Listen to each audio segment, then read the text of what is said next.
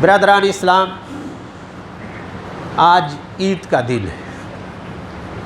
ہماری اس عید کو عید اضحیٰ یا عید قرباں کہا جاتا ہے، یعنی قربانی کے دن کی عید۔ اور انہی ایام میں ہمارے بہت سے بھائی بہن مکہ میں اور مشاعر میں جمع ہوتے ہیں اور فرائض حج ادا کرتے ہیں۔ اللہ تعالیٰ نے ہمیں عید کا یہ مبارک دن نصیب کیا۔ اللہ تعالیٰ نے ہمارے بہت سے بھائیوں اور بہنوں کو حج کا فریضہ ادا کرنے کی سعادت بخشی۔ اللہ تعالیٰ ہم لوگوں کو یہ خوشیاں مبارک کرے۔ اللہ تعالیٰ یہ خوشیاں ہمیں بار بار دکھائے کہ یہ خوشی کا دن ہے۔ میرے بھائیوں، آج کے دن کے بارے میں اللہ کے رسول صلی اللہ علیہ وسلم نے فرمایا، یوم النحر کو، قربانی کے دن، اللہ تعالیٰ کو سب سے زیادہ عمل جو محبوب ہے وہ اللہ کی راہ میں دم پیش کرنا ہے، قربانی کرنا ہے۔ اللہ کی توفیق سے ہم میں جو لوگ استطاعت ہیں انہوں نے قربانی کی تیاری کر رکھی ہے، انشاءاللہ وہ قربانی پیش کریں گے۔ آج ہمارے یہاں ذی الحجہ ہے، ذی الحجہ کی 10ویں تاریخ ہے، تو سعودی عرب میں 11ویں تاریخ ہے۔ گویا ہمارے جو بھائی بہن پوری دنیا سے کشا کھنچ کر ان مقامات مقدسہ پر پہنچے ہیں، وہ اپنے بیشتر فرائض حج کے ادا کر چکے ہیں۔ اب صرف 2 روز کی رمی جمار اور باقی ہے۔ اللہ تعالیٰ ان کی مناسک کو قبول فرمائے، ان کی عبادات کو قبول فرمائے، ان کی دعاؤں کو قبول فرمائے، ان کی نیتوں میں اخلاص عطا فرمائے۔ بہت خوش قسمت ہیں وہ لوگ میرے بھائیوں جنہیں اللہ تعالیٰ نے یہ توفیق بخشی اور وہ وقت پہنچی۔ آج کے زمانے میں بہت آسان ہے، وہاں کیا کچھ ہو رہا ہے، کیسا روح پرور منظر ہے، آدمی اپنے گھر بیٹھ کر دیکھ سکتا ہے۔ بہت مناظر ایسے آتے ہیں کہ آدمی کو اپنے جذبات پر قابو نہیں ہوتا، آنسو چھلک پڑتے ہیں۔ آپ یاد کریں نا کہ اچھا، خوشحال، خوب خوش ذوق آدمی اپنی تمام خوشیاں، تمام پسند کو تج کر کے جب اللہ کے رسول صلی اللہ علیہ وسلم کے حکم کے مطابق وہ فقیرانہ لباس پہنتا ہے، صرف 2 چادر احرام کی، اور پھر تلبیہ پڑھتا، اللہ لبیک اللہم لبیک لبیک لا شریک لک لبیک ان الحمد والنعمت لک والملک لا شریک لک، اور میں حاضر ہوں، اللہ میں حاضر ہوں کہ کبریائی اللہ کے بیان کرتا ہوا جب وہ رب ذوالجلال رب کعبہ کے کعبہ کو دیکھتا ہے، اس کی عظمت کو دیکھتا ہے، اس کے نور کو دیکھتا ہے، پھر ایک بار پست ہو جاتا ہے بندہ کہ کتنی عظیم شان ہے تیری، اور کیا یہ حیثیت ہے اس خاکی بندے کی۔ وہاں ایک مرتبہ پھر وہ کمزور ہوتا ہے، پھر وہ فقیر ہوتا ہے، پھر وہ غریب ہوتا ہے، پھر وہ محتاج بنتا ہے، سعی صفا اور مروہ کرتا ہے، مشعر حرام میں پہنچے گا، رات بھر وہاں عبادت کرے گا، بنا میں پہنچے گا، بنا کے مناظر، بنا کی یادگاریں ان کی آنکھوں کے سامنے ہوں گی۔ وہ یادگار کہ حضرت ابراہیم علیہ السلام اپنے چہیتے بیٹے اسماعیل کو یہی قربان کرنے کے لیے لائے تھے۔ رمی جمار کرے گا بندہ کہ میں نے رب سے لو لگا لی، اپنے غلاف کعبہ پکڑ کر اپنے گناہوں کی مغفرت کر لی، میں نے ملا کا سفر کر لیا، مشعر حرام کا سفر کر لیا، میں نے قربانی پیش کر لی۔ یہ شیطان جو ہمیشہ زندگی بھر میرے پیچھے پڑا ہوا ہے، اس سے مجھے چھٹکارا پانا ہے۔ رب ذوالجلال کی قسم، تیری کبریائی بیان کرتے ہوئے میں آج سنگسار شیطان کو سنگسار کر رہا ہوں، پتھر مار رہا ہوں۔ تیرا دشمن میرا دشمن، جو تیرے دین کا دشمن وہ میرا دشمن، جو تیری راہ میں، تیری راہ کی کبریائی کی بیان کرنے میں رکاوٹ بنے ہوئے میرا دشمن، میں اس سے علامتی طور پر سنگسار کر رہا ہوں۔ اب میں پناہ مانگتا ہوں شیطان رجیم سے اور شیطان مردود سے۔ یہ ہوتی ہے رمی جمار۔ پھر بندہ پہنچ جاتا ہے آخر میں پھر رب کعبہ شریف کے دامن میں، پھر اپنے گناہوں کی مغفرت چاہتا ہے۔ یہ ہوتا ہے میرے بھائیوں حج۔ یہ بیان کرنے کی چیز نہیں ہے، کسی انسان کے اندر اتنی طاقت نہیں ہے کہ اس روح کو بیان کر سکے جو روح بندہ کو وہاں نصیب ہوتی ہے۔ حج اور قربانی دونوں حضرت ابراہیم علیہ السلام کی یادگار ہیں، حج کے مناسک بھی اور قربانی بھی۔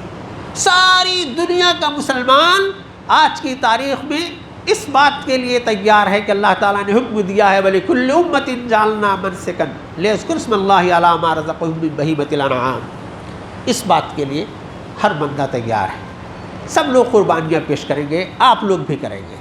میرے بھائیوں، قربانی کے جو آداب ہیں، جو طریقے ہیں، جس سلیقے کے ساتھ اسے کرنا ہے، وہ سب باتیں آپ کو بتائی جا رہی ہیں۔ ایک بات خوب اچھی طرح سے یاد رکھیے کہ اللہ تعالیٰ نے قرآن مجید میں یہ اعلان کیا ہے کہ لَن يَنَالَ اللَّهَ لُحُومُهَا وَلَا دِمَاؤُهَا وَلَٰكِن يَنَالُهُ التَّقْوَىٰ مِنكُمْ۔ یہ جو ہم لوگ قربانیاں کریں گے، گوشت ملے گا، خون بہے گا، اللہ تعالیٰ کے پاس نہ گوشت پہنچے گا نہ خون پہنچے گا، لیکن جس جذبہ صادق کے ساتھ یہ خون پیش کیا جا رہا ہے اس کا قطرہ قطرہ پہنچے گا۔ تو اس قربانی میں اس بات کو یاد رکھیے کہ حضرت ابراہیم علیہ السلام کی سنت ہے، وہ عظیم سنت کہ اللہ کی مرضی کے لیے جو بندہ اپنے بیٹے کو قربان کرنے کے لیے تیار ہوا تھا، اس قربانی کی یادگار ہے، اس اخلاص کی یادگار ہے۔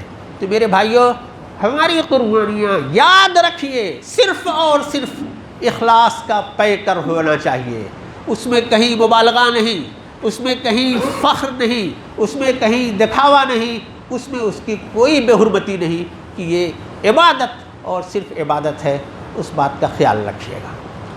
اللہ کے رسول صلی اللہ علیہ وسلم نے یہ جو فرمایا کہ آج کے دن اللہ کو سب سے زیادہ جو عبادت محبوب ہے وہ اللہ کی راہ میں خون بہانا ہے، دم پیش کرنا ہے، تو اسی روح کے ساتھ وہ دم پیش کیا جائے، بال بال کا ثواب اللہ تعالیٰ نے دینے کا اس کا وعدہ کیا ہے۔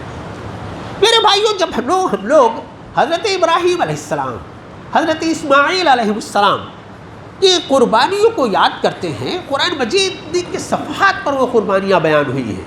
بندہ فطری طور پر موحد تھا، پیدا ہوتے ہی اس نے اپنے گھر میں جو شرک دیکھا تو اس سے برات کا اعلان کیا۔ آپ کو معلوم ہے حضرت ابراہیم علیہ السلام کو بچپن ہی پر ہی میں ان کے گھر اور ان کے آوان و انصار والوں نے سخت ترین سزائیں دی جو قرآن مجید کے ریکارڈ پر ہیں کہ بہت بڑا آگ کا الاؤ لگاؤ اور پھینک دو اس میں ابراہیم کو۔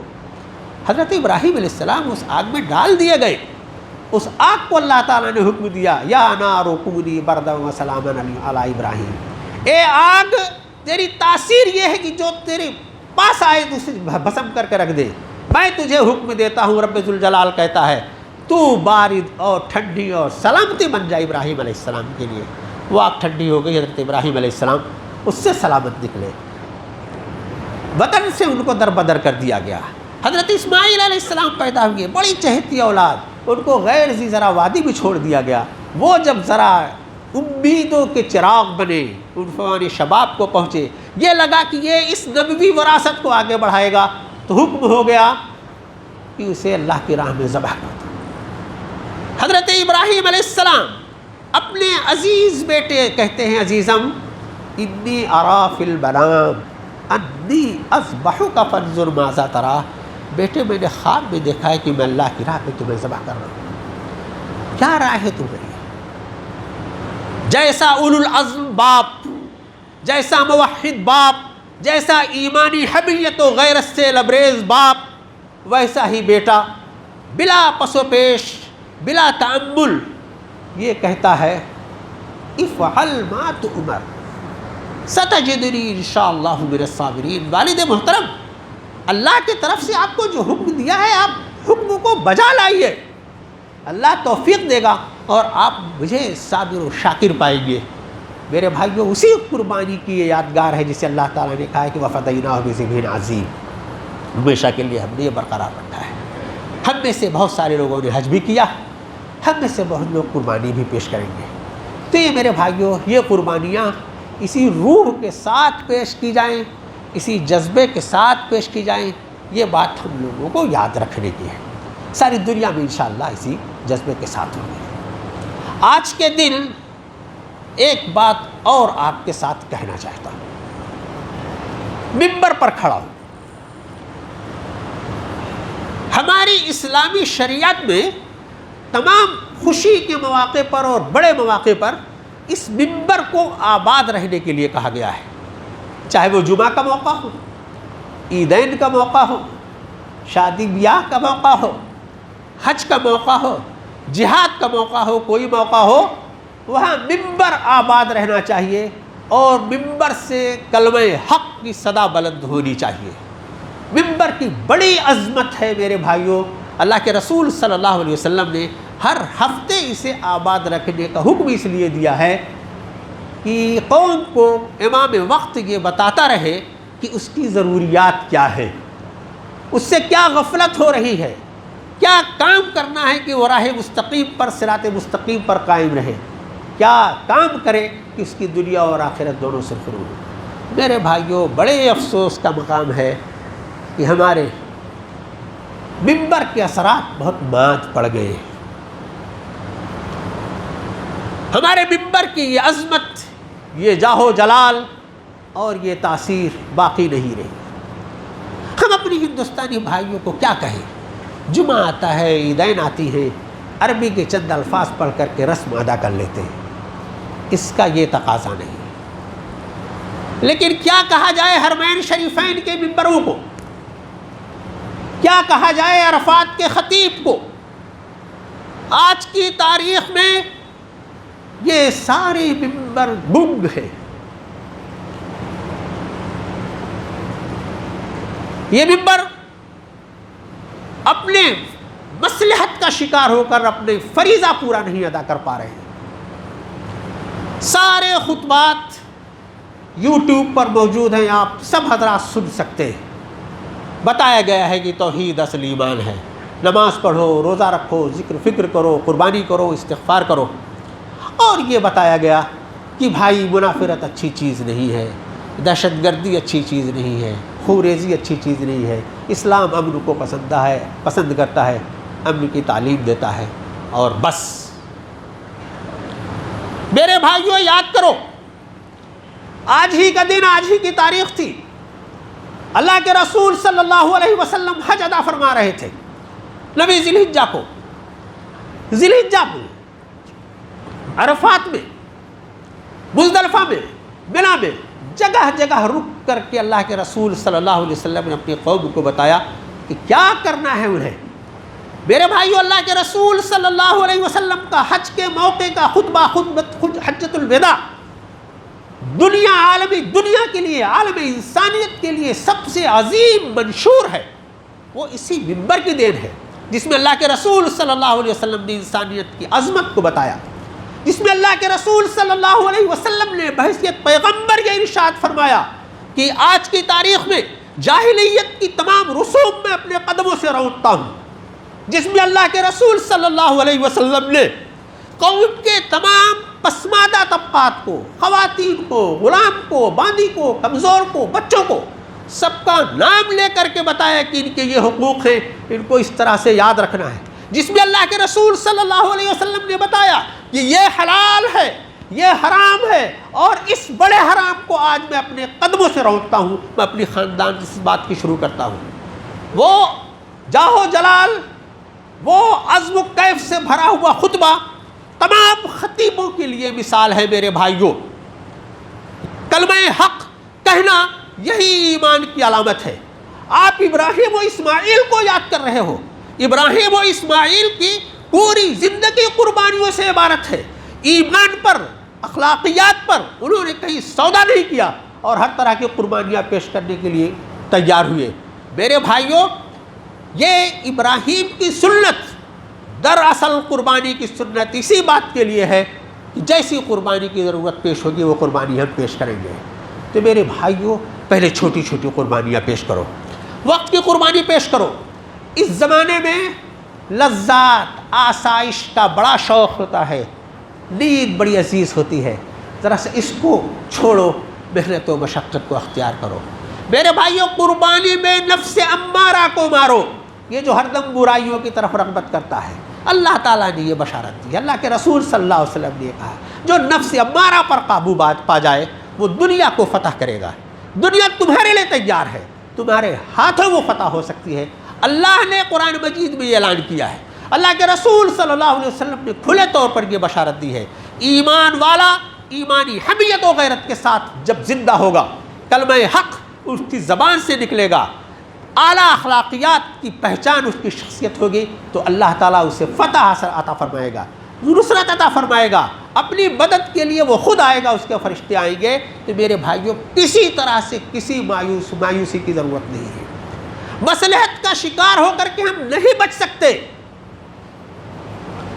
پہلو خان کا کیا قصور تھا اور دوسرے نوجوانوں کا کیا قصور تھا؟ موت آنی ہے, سب کو آئے گی.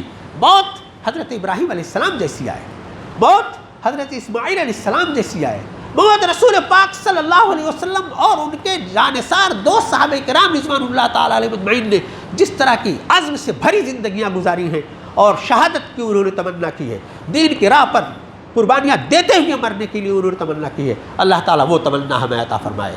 کہ میرے بھائیوں یہ عید کا پیغام, یہی پیغام ہوتا ہے کہ قربانیوں کو یاد کر کے بندہ قربانی کے لیے تیار رہے.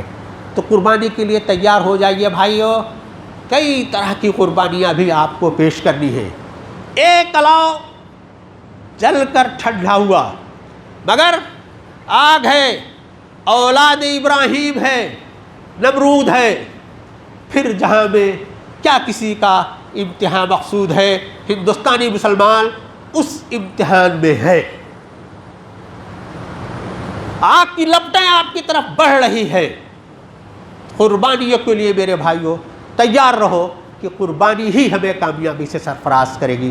اور خوب اللہ کی کبریائی بیان کرو, اللہ اکبر لا الہ الا اللہ واللہ اکبر وللہ الحمد, اللہ اکبر لا الہ الا اللہ واللہ اکبر وللہ الحمد, اللہ اکبر لا الہ الا اللہ واللہ اکبر وللہ الحمد.